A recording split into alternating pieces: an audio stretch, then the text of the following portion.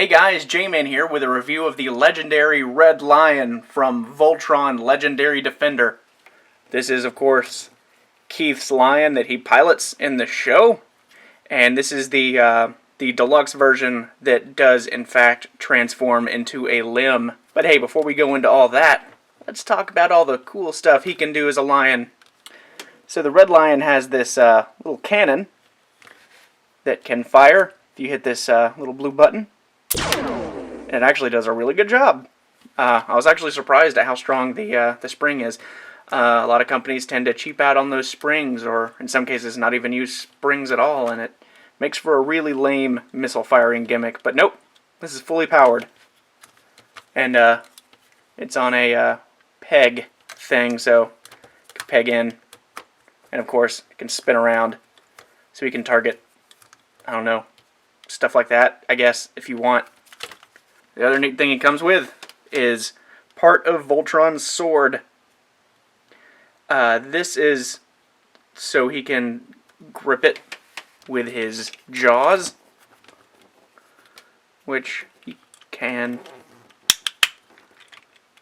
for the most part. So he can slash things in a floppy manner. But don't be alarmed. Once you combine it with the piece that comes with the Green Lion, it becomes a really nice sword that the Red Lion holds very well. Another little neat thing is that it does come with a little mini pilot. So it's a little rubber Keith. There's not a lot of paint detail, but I mean, this thing is so tiny. You know, it's fine. And it is rubber, so you can bend it a good bit. And it just pops in here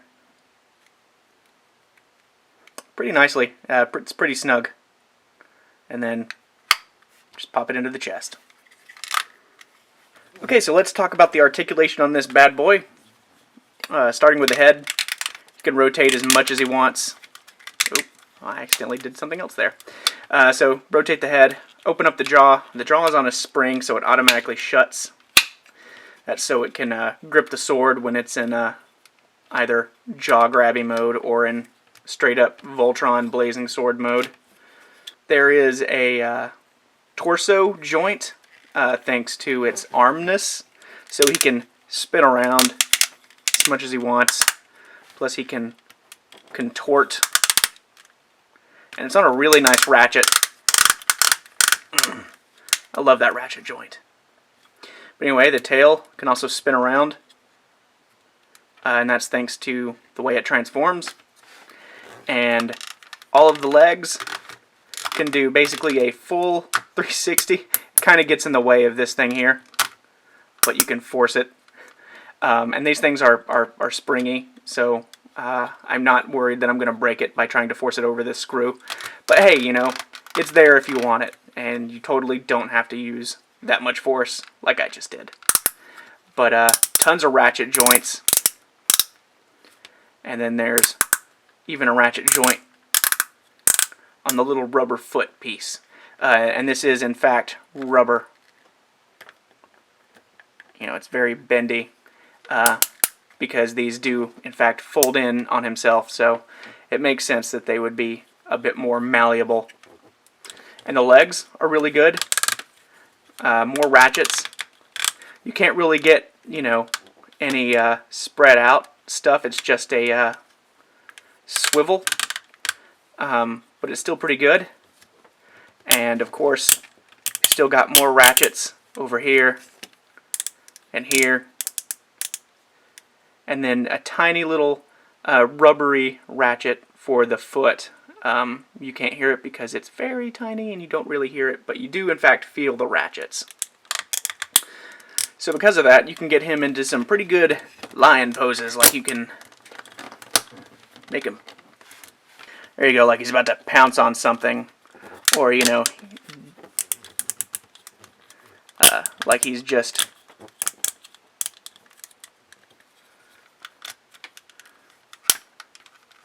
jumped up and is about to, or like he's just, you know, jumped up and is about to, I don't know, slap something with his paw. I don't know. But basically, he can do anything that like a real lion can do. Apparently, he's peeing now. But anyway, yeah, I really like it. I like the amount of flavor you can get this guy in.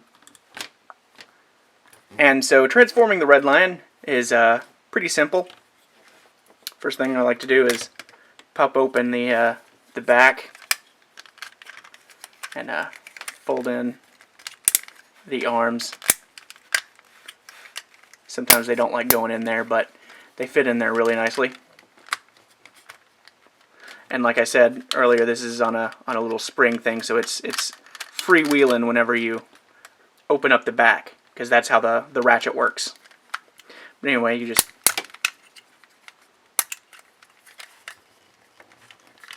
there we go.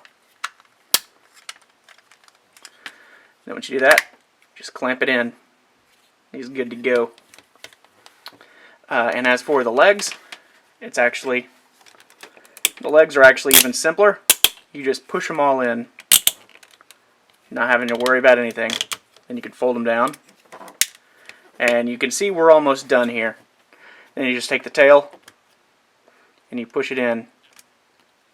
And there's a little area where it, this is a small little latch where it'll pop in there. And then from there, just open up the joint. And then you have the arm. And of course, as an arm, it has all the articulation that the lion part had.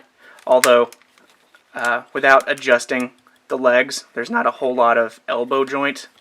So you kind of have to mush those around before you can really get it in there.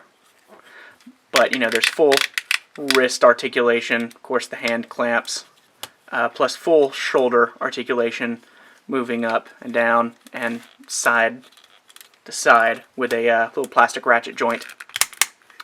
And plus, you can still pop that thing in there if you want and be weird. Have an arm with gun things hanging off of it. So I definitely highly recommend this guy. Even if you don't want to build Voltron, it's still a really nice lion. So if you're a huge Keith fan and you don't really care about anything else, you can pick up this toy and it'll be just fine. So be sure to stick around because we will have plenty more Voltron reviews from several more of our very talented CollectionDX reviewers. And be sure to check out the full written review on CollectionDX.com, and I will see you guys later.